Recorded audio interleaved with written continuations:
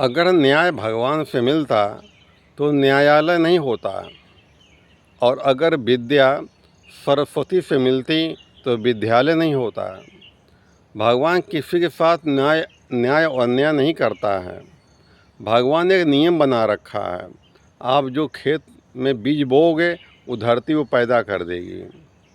आपके धरती को बीज में इंटरेस्ट कोई नहीं है, जो बोया वो पैदा कर दिया।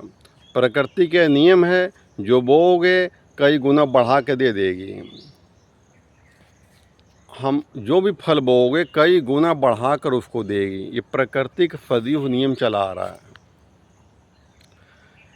एक आदमी था, बचपन में पढ़ाई नहीं उसने की,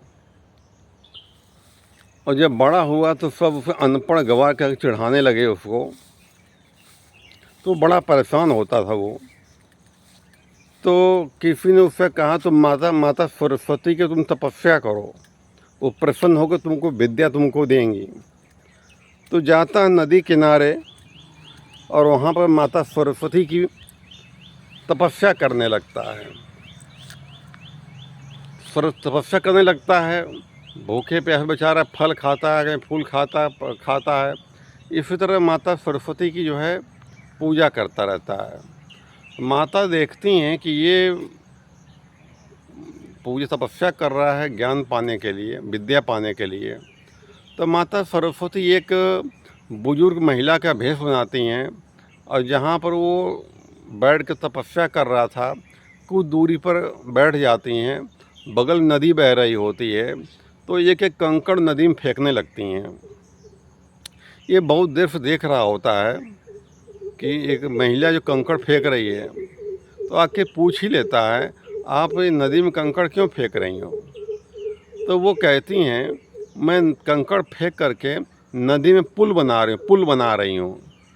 कहते हैं अजीब पागल हो, अरे कंकड़ फेंकने कहीं पुल बनता है? पुल बनाने की विधि है, सरिया लगेगी, मोरंग लगेगी, सीमेंट लगेगी, लकड़ी लगेगी, कारीगर चाहिए, लेबर चाहिए, तब तो बनेगा। तो भाई कंकड़ फेंकने पुल बन जाएगा। तो औरत कहती है, जो माता उस भेष में बैठी होती है, वो कहती है, जिस प्रकार कंकड़ फेंकने पुल नहीं बन सकता है, तो तुम्हारी तपस्या करने से तुम्हें विद्या प्राप्त हो जाएगी।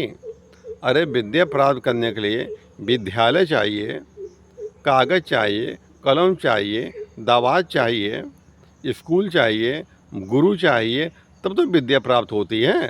ये विद्या प्राप्त का तरीका कोई है क्या? जैसे कंकड़ फेंकने पुल नहीं बन सकता है, ऐसे तपस्या करने तुम्हारी जो है विद्या तुमको नहीं आ सकती है। उसको बात लगती कि बात तो सही कह रही है। वो फिर जाता है घर, फिर पढ़ाई जा शुरू करता है। बड़ा होकर पढ़ने जाता है, लाज शर्म छोड़ देता है, लोग क्या कहेंगे, जाता पढ़ाई करने के लिए और वो पढ़ने लगता है। तो किसी काम के लिए श्रम की आवश्यकता होती है, तब की आवश्यकता होती है, तभी वो विद्या प्राप्त होती है। धन्यवाद।